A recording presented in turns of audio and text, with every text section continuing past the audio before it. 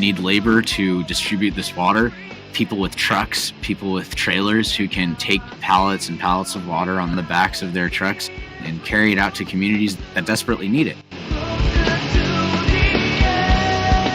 What's happening out here right now is that a pure volunteer force of highly dedicated and extremely talented and resourceful volunteers are basically stepping in and filling the gap where the government is failing.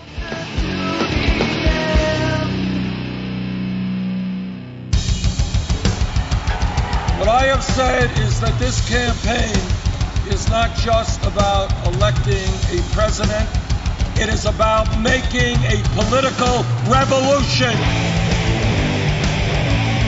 MMT! Taking money from our children and borrowing from China. People are dying. Is the program so critical it's worth borrowing money from China to pay for it? And if not, I'll get rid of it. Stop lying!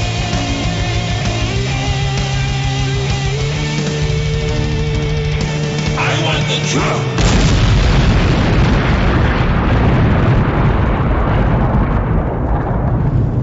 Now let's see if we can avoid the apocalypse altogether.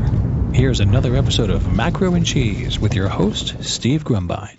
All right, folks, this is Steve with Macro and Cheese. We have a special program today. This is a .5, if you will, release.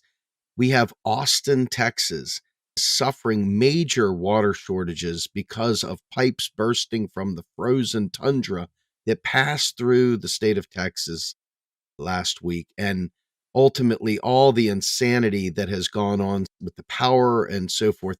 What I've done is I brought on my friend Romteen Farasat, who is with Austin Needs Water. And I asked him to tell us what it's like on the ground, on the front lines, so that we can get them some help. So with that, Romteen, thank you so much for joining me today. Yeah, Steve, thank you so much for having me on. I'm really excited to get to share our story with your viewers. So, as you said, my name is Romteen. I'm the incident commander of Austin Needs Water. What we are seeing on the ground at this point in time is basically public utility lines are back up and running, so the government is kind of relaxed. However, still thousands and thousands of families, if not tens of thousands of families, are still without water in the Austin area due to private side shutoffs. Basically, what's happening is that, a couple of pipes might have burst in a complex of 600 units, and the landlord has decided to shut off the private water lines to half or 2/3 of the complex, leaving, a bunch of folks without water. And they're just going to have to wait until the plumbers, which there frankly just aren't enough of, gets around to fixing those pipes. So those folks, for the next, could be 2 weeks, still won't have water. And so we're kind of filling in and providing infrastructure for the city of Austin or not the government, but just for the residents of Austin to have water distributed to them. Yeah, so it's like an end around. I mean, ultimately, when government fails to step up, the people end up stepping up, but the people are not, just with unlimited resources. That's the problem with this scenario. The problem requires X. You guys are providing the best you can, but it's nowhere near adequate enough. There's no way you could make it adequate enough. I mean, even with help, it's still inadequate. The government needs to step in here. But what do you need? What will make you more successful at this point? Frankly, it's a lot of labor. We need labor to distribute this water. People with trucks, people with trailers who can take pallets and pallets of water on the backs of their trucks and carry it out to communities that desperately need it.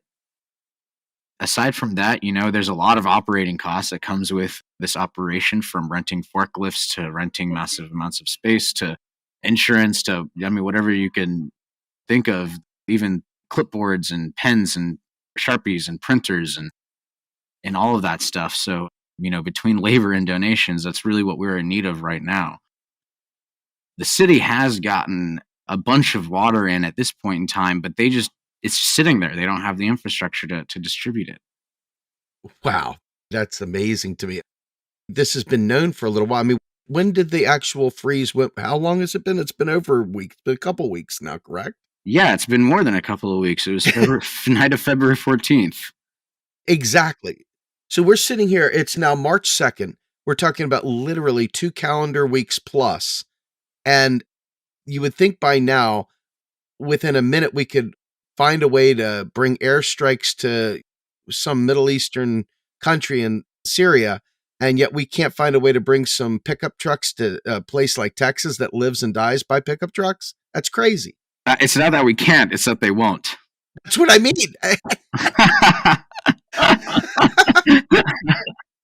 I want to call a spade, man. If you were to tell them that there's a Trump rally or something like that, there's a strong chance they would mobilize the entire lot of all the brand new, F-150s to help.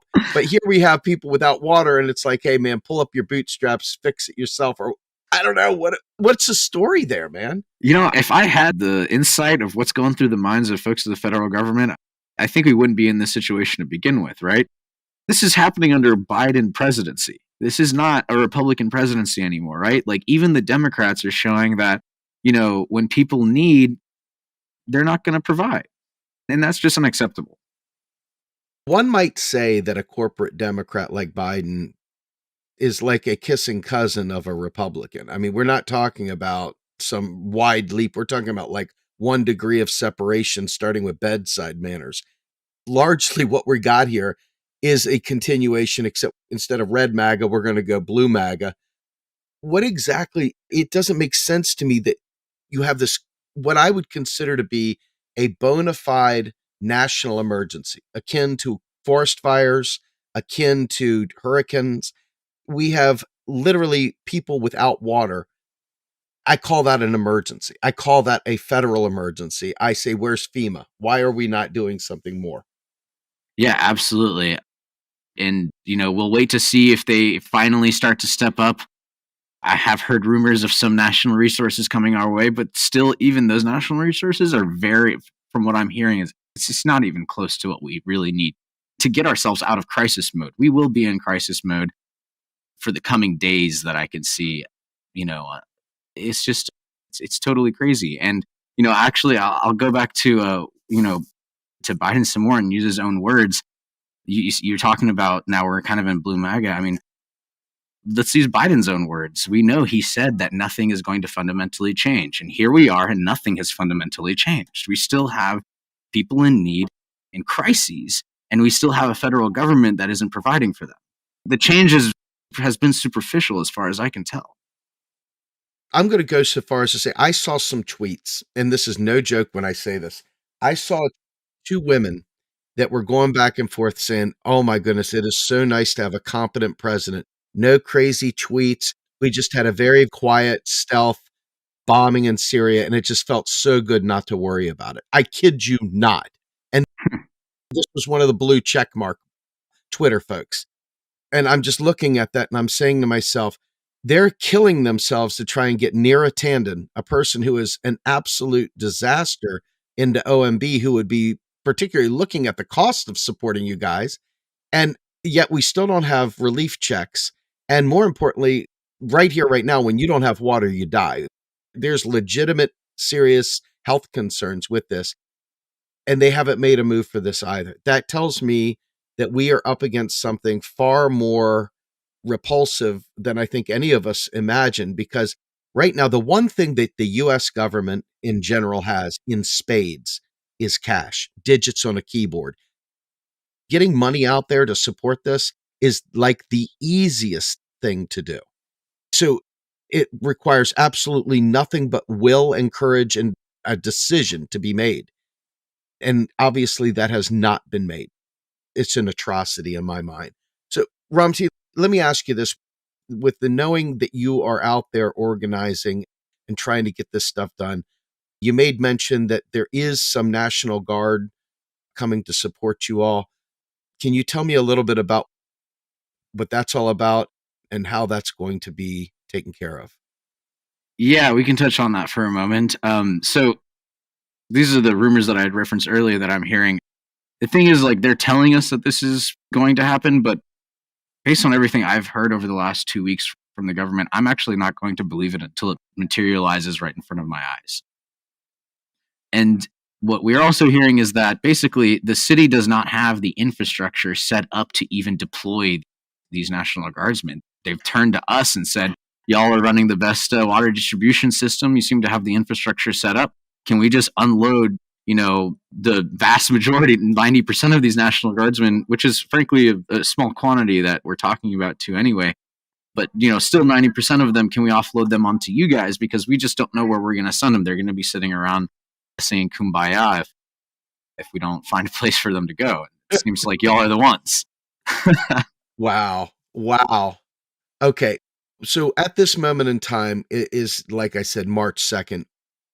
This reason for us doing this podcast is, in fact, to get you guys some support, to let people know how difficult things are on the ground for you all. What parting words might you want to give folks to understand what's happening out there right now? What's happening out here right now is that a pure volunteer force of highly dedicated and extremely talented and resourceful volunteers are basically stepping in and filling the gap where the government is failing. And the government has been very, very slow to give support. You mentioned getting government dollars down here should be a really easy thing. We haven't seen a single dime. Wow. And so, putting a call to pressure the federal government to send more support down here, or stepping in and filling that gap, because, it could be days, if not, this crisis may be over by the time they get around to acting, to helping support financially. What we need is basically those dollars. What we need is donations in the form of, water or even food. There's another organization, Austin Mutual Aid, that's taking in food and providing food to communities that are in need right now because they can't cook because they don't have water. So, water, food, monetary donations. You can go to austinneedswater.com, where we have a GoFundMe link and a Venmo link where you can donate. And also a volunteer form. If you know family in the area that may have a little bit extra time or resources on their hands, they can come down here and load up some bottles in their vehicle if they have an SUV or even a sedan. We can send at least some cases with them to go out to smaller complexes and distribute those. That's really what we're looking for right now, Steve. Fantastic. It's not fantastic, but it's fantastic that you guys are doing this. And I appreciate very much the fact that, you're not getting a whole lot of sleep, are you? I wish I was, but these days, we're working 16-hour days. Usually at the beginning of this operation, you're talking 18 to 20-hour work days. There were a few days where, I only got 2 hours of sleep, and I was working from the moment I raised my head from the pillow to the moment I put it back down on the pillow. So, there are some even a couple of 20+ hour days for me. And that's just me. My team also has been working. I've got, 6, 7, 8 people that are working probably just about as hard as I am, 16, 18-hour days, 14-hour days on a regular basis here. It's a lot of pressure, but we're getting the work done, and we're still standing on 2 feet. And as long as we're standing on 2 feet, we're going to raise those who aren't. So thank you. You got it, man. Look, folks, please support Austin Needs Water. What is the website for you guys again? Just one more time to leave us with a way for folks to find you. Yeah, absolutely. It's austinneedswater.com. Fantastic. Folks, please go to austinneedswater.com. Help Romteen and his team to be able to get those folks water. Romteen, thank you so much for taking the time to be with us today. Folks, please, again, support this effort. Thank you very much. Romteen, Steve Grumbine, Macro and Cheese, we're out of here.